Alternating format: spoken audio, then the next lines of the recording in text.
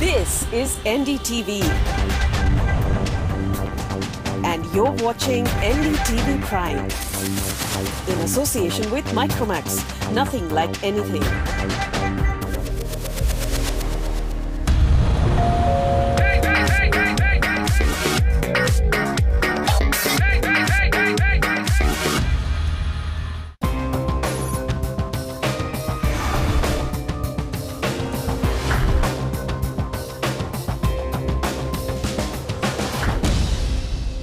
Property बाजार में निवेश की सटीक सलाह के साथ पेश है आपका पसंदीदा शो प्रॉपर्टी इंडिया।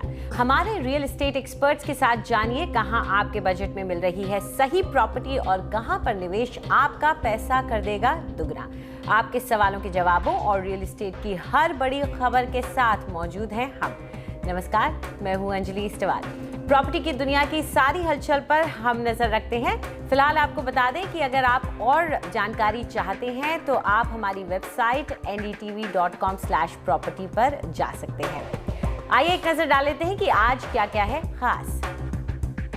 राजधानी दिल्ली के बाहरी इलाके में बनेगी एक स्मार्ट सिटी, मोदी सरकार की 100 स्मार्ट सिटीज में से एक। नजफगढ़, नरेला और आसपास के इलाकों की 60,000 एकड़ जमीन पर डीडीए बनाएगी स्मार्ट सिटी। रिहाइश निवेश के लिए शहर के कौन से इलाके हैं सबसे बेहतर, पाइए अपने सवालों के जवाब। और बिल्डरों से परेशान खरीदारों की हमारी खास सीरीज में आज एक नजर डीएलएफ के खरीदारों पर।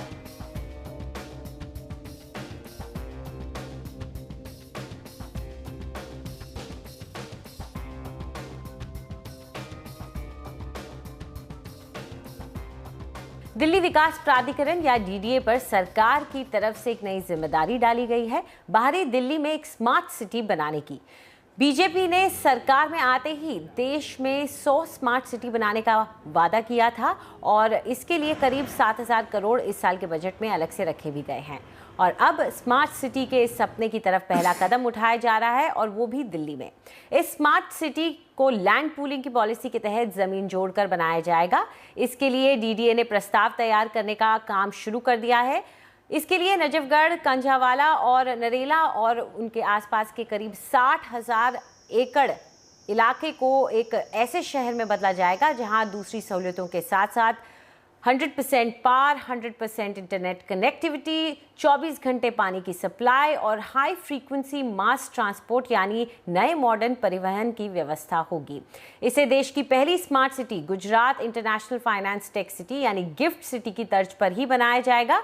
डीडीए स्मार्ट सिटी के लिए वाटर रिसाइकलिंग और सॉलिड वेस्ट मैनेजमेंट के लिए भी कंसल्टेंट्स की मदद लेगा।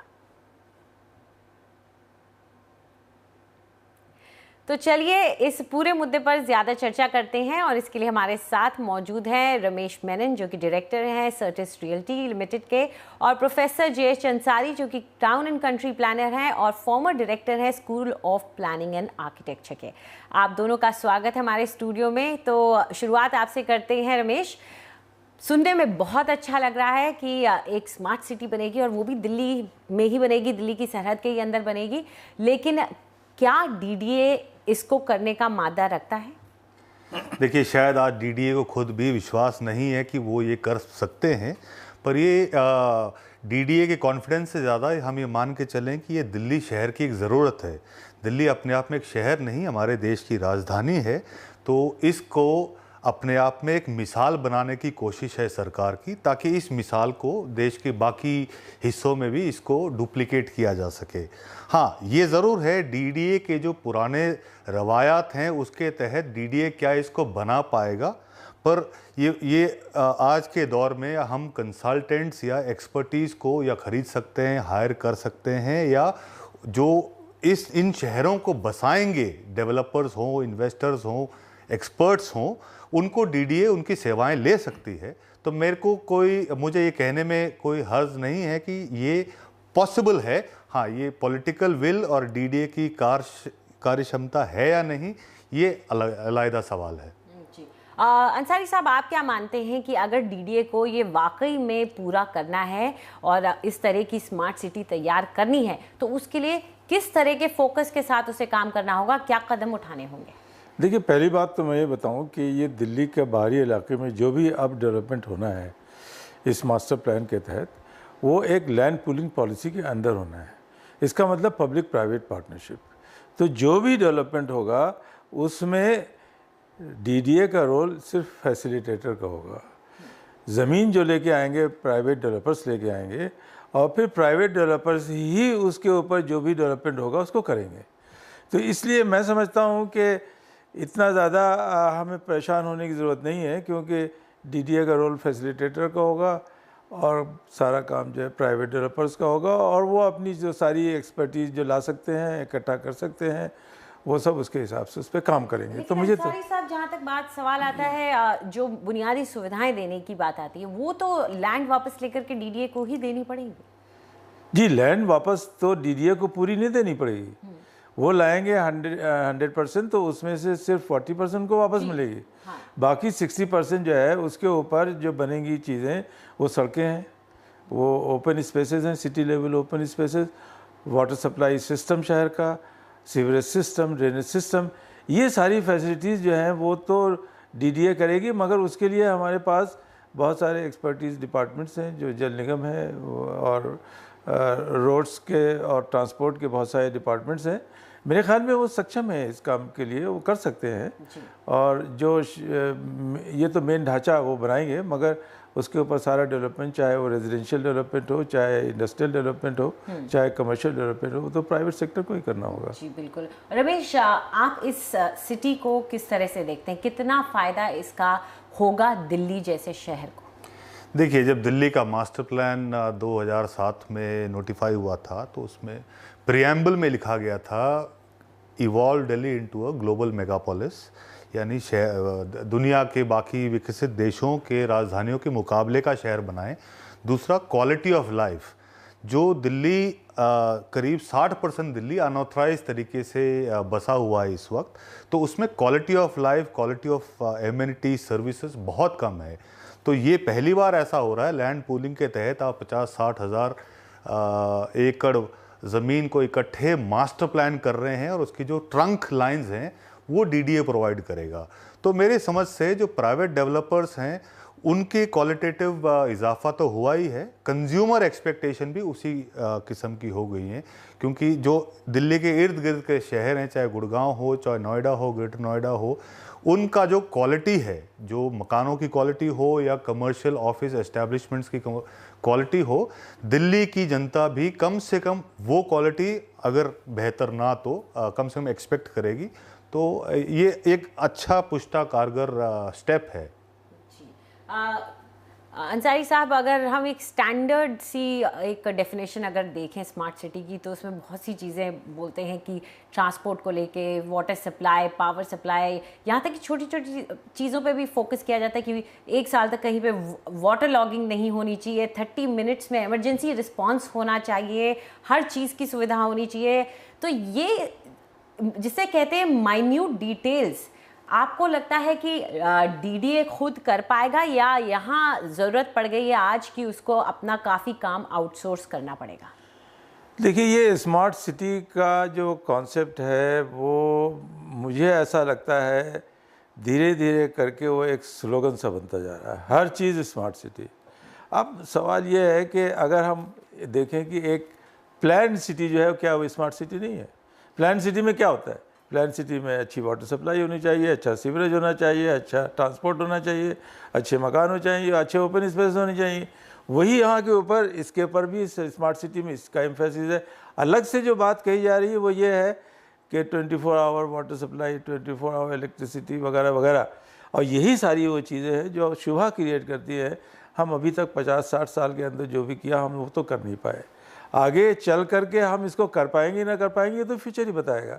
मुझे शुभा है कि हम इतना सब अचीव कर पाएंगे। हम कहते हैं कि अगर हम ऐसे ही शहर बना लें जिसमें हम बिजली, पानी, सड़क, ट्रांसपोर्ट और रिक्रिएशन एरियाज़ और हाउसिंग सप्लाई कर सके एक एवरेज या एवरेज से थोड़ा अच्छे स्टैंडर्ड का, तो वही हमारे लिए बहुत अच्छा अचीवमेंट होगा, बजाय इसके कि हम हर चीज़ में स्मार्ट सिटी का स्टैग लगा करके लोगों की एक्सपेक्टेशंस को बढ़ाएं और फिर हम वो नए अचीव कर पाएँ, तो फिर उसके बाद फिर वही होगा कि भाई देखो हम कह के तो ये चले थे और अल्टीमेटली देखिए मिला गया।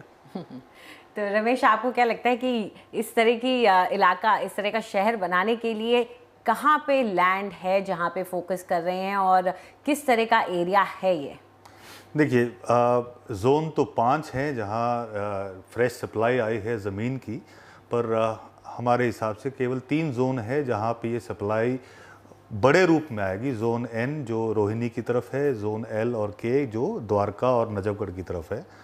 तो यहाँ पे स्मार्ट सिटी, चलिए अंसारी साहब जो कह रहे हैं वो जिंगोइस्टिक है या एक स्लोगन बनता जा रहा है, पर आप देखें आज से 2 दशक पहले जो फिएट और एम्बेसडर हम चलाते थे और कंज्यूमर एक्सपेक्टेशन की वजह से उस ऑटोमोबाइल में या टेक्नोलॉजी में जो रेवोल्यूशन आया है, क्यों ना हम अर्बनाइजेशन या अर्बन प्लानिंग में भी वही लेके आएँ। अंसारी साहब प्रैक्टिकल तौर पे ये कह रहे हैं कि शायद हम अपने बार को कुछ ज़्यादा रेज कर रहे हैं या हम उम्मीद कुछ ज़्यादा कर रहे हैं, पर उम्मीद करने में कोई हर्ज नहीं है। दिल्ली को ज़रूरत भी है कि हम एक ही झटके में बड़ी सप्लाई लेके आएँ अर्बनाइज्ड इन्वेंट्री की, ताकि अनऑथराइज रूप में शहर का विकास ना हो। और अंसारी साहब, गिफ्ट सिटी का टेम्पलेट इस्तेमाल करने की बात हो रही है यहाँ पे कि उन्होंने जो किया है उसकी तर्ज पे कुछ करेंगे। क्या गिफ्ट सिटी का टेम्पलेट यूज़ करना सही रहेगा डीडीए के लिए? देखिए, गिफ्ट सिटी जो है, अब यही सब प्रॉब्लम होती है कि गिफ्ट सिटी का कॉन्सेप्चुलाइजेशन 2007 में हुआ था, अब हो गई है 2014, 7 साल हो गए हैं, 2 टावर बन के खड़े हैं और उसके अंदर अभी भी बिजनेस ऑपरेशंस, अब शायद एक आध जगहों के ऊपर लोग उसमें आना शुरू हुए हैं। अब उस लेवल के ऊपर हम स्पेस जनरेट करने के काबिल तो हैं, कर देंगे, मगर वो स्पेस जनरेट जब ही होगी जब उसके लिए डिमांड होगी, और उसके लिए जिस तरह की स्पेस के लिए डिमांड जब ही होगी जब हमारी इकोनॉमिक कंडीशन जो ऐसी हो जाएगी कि we will be booming country as far as economy is concern. वरना लोग बना के खड़ा कर देंगे आपस में, आएगा कौन, लेगा कौन? वो देखिए SEZ का क्या हाल है, इतने बड़े बड़े SEZ हमने प्लान किए, पता नहीं कितने साल से हम SEZ का रट्टा लगा रहे हैं, मगर एक्चुअली डेवलपमेंट के नाम पे कितने SEZ डेवलप हुए और वहाँ के ऊपर एक्सपोर्ट प्रमोशन के लिए कितनी इंडस्ट्रीज वहाँ पे आई, वहाँ के ऊपर वो अल्टीमेटली रियल इस्टेट डेवलपमेंट के प्रोजेक्ट्स होकर रह गए। जितने जितने डेवलपर आ रहे हैं वो एक मौका ढूंढ रहे हैं, एक्सपोर्ट और इंडस्ट्री तो छोड़ दीजिए, वहाँ के वो मकान बना करके बेच दें। तो ये चीज़ें जो है इसमें ज़रा थोड़ा केयरफुल रहने की ज़रूरत है। इसीलिए मैं कह रहा हूँ कि इस तरह के कामों में बहुत ज़्यादा लोगों की एक्सपेक्टेशंस को रेज करना ठीक नहीं होता, वरना it will boomerang one day. Ji Ramesh, आपको क्या लगता है कि दिल्ली की सरहद में होने की वजह से ये ज़्यादा इसको जो कहते हैं ना कि ज़्यादा हुआ हल्ला हो रहा है, इसके लिए कि स्मार्ट सिटी है इसलिए? नहीं, 2 चीज़ें मैं ज़रूर हाईलाइट करना चाहूँगा। मैंने कुछ दिन पहले वेस्ट बंगाल गवर्नमेंट का एक प्रेस रिलीज़ पढ़ा जहाँ उन्होंने कहा कि साहब हम 10 स्मार्ट सिटी बनाने के लिए ज़मीन एकत्रित करके सरकार को हैंडओवर करने के लिए तैयार हैं। अव्वल तो स्मार्ट सिटी में स्मार्ट लोगों की ज़रूरत है, क्योंकि स्मार्ट सिटी केवल हाउसिंग प्रोजेक्ट नहीं है, उसमें इकोनॉमिक एक्टिविटी की ज़रूरत है। और जो हम ये जो जोनल प्लान है दिल्ली का, उसमें हर जोन जो है सेल्फ कंटेन्ड सिटी है, उसमें काम भी होगा, रोज़गार के अपॉर्चुनिटीज़ भी होंगी, ट्रांसपोर्टेशन भी है और रिहायशी मकान भी है। तो उस लिहाज से अगर हम देखें, अगर हम स्मार्ट सिटी का टैग हटा दें और हम ये कहें कि ये प्लान्ड सेल्फ कंटेन्ड सिटी है, तो हर जोन अपने आप में सेल्फ कंटेन्ड हो सकता है, बजाय कि हम वेस्ट बंगाल और आंध्रा और तमाम और स्टेट्स में ज़बरदस्ती स्मार्ट सिटी को ले जाने की कोशिश करें। दिल्ली एक ऐसा शहर है जहां आंकड़ा ये कहता है कि 2021 तक 1 करोड़ की आबादी में वृद्धि होगी। तो 1 करोड़ लोगों के लिए मकान, उनके लिए रोज़गार, उनके लिए ट्रांसपोर्टेशन वगैरह की प्लानिंग तो ज़रूरी है। तो वो स्मार्ट प्लानिंग हो जाए और स्मार्ट एग्जीक्यूशन हो जाए। नाम उसका चाहे हम स्मार्ट सिटी रखें या ना रखें, तो दिल्ली को ज़रूरत है वाकई में। जी, और अंसारी साहब, अगर दिल्ली की सरहद में इस तरह का इतना सप्लाई आ जाता है तो क्या इसका असर आप NCR में के मार्केट पे पड़ते हुए देखते हैं? देखिए, आज तक तो कभी ऐसा हुआ नहीं कि रियल एस्टेट प्रॉपर्टीज़ में कोई कमी आई हो, जब बहुत ज़्यादा डिमांड भी नहीं थी। अभी देखिए इन सालों में एक स्लैक इकनॉमी चल रही है, उसके बावजूद रियल एस्टेट प्रॉपर्टी में कोई बहुत ज़्यादा कमी नहीं आई। और मैं ये कहता हूँ कि जो मेनन साहब कह रहे हैं वही चीज़, वही मैं भी कह रहा हूँ कि हम बजाय स्मार्ट सिटी का ढिंढोरा पीटने के हम प्लान सिटी की बात करें। और मैं कहता हूँ अगर हम सिर्फ नोएडा में चले जाएं और नोएडा, ग्रेटर नोएडा के दोनों तरफ जो आज डेवलपमेंट हो रहा है वो इतना अच्छा डेवलपमेंट हो रहा है कि वो किसी भी स्मार्ट सिटी के डेवलपमेंट से कम नहीं है। हाँ, बस फ़र्क सिर्फ इतना है कि वो सारा डेवलपमेंट अमीरों के लिए है, अपर इनकम ब्रैकेट ऑफ सोसाइटी के लिए है, कॉर्पोरेट सेक्टर के लिए है। मुझे ऐसा लगता नहीं है कि गरीबों के लिए या कम लेवल की इनकम के लोगों के लिए कोई भी कुछ काम अच्छा हुआ है जिसकी ज़रूरत है। ये बहुत अहम बात आपने कही। स्मार्ट सिटी तो बन रही है, लेकिन आशा करते हैं कि स्मार्ट सिटी को बनाने के चक्कर में ऐसी ज़रूरी बातों को ना भूला जाए। हालांकि डीडीए पर ये जिम्मेदारी डाली गई है, डीडीए पर सवाल अक्सर उठाए जाते हैं, लेकिन अगर मदद लेगा वो कंसल्टेंट्स की और प्राइवेट सेक्टर की तो कोई भी काम मुश्किल नहीं है। चलिए, आप हमारी इस चर्चा का हिस्सा बने आप दोनों, इसके लिए बहुत बहुत शुक्रिया आपका। फिलहाल वक्त है एक छोटे से ब्रेक का, लेकिन उसके बाद प्रॉपर्टी खरीदने और बेचने की आपकी सारी उलझनें हम सुलझाएंगे और देंगे आपके सवालों के जवाब।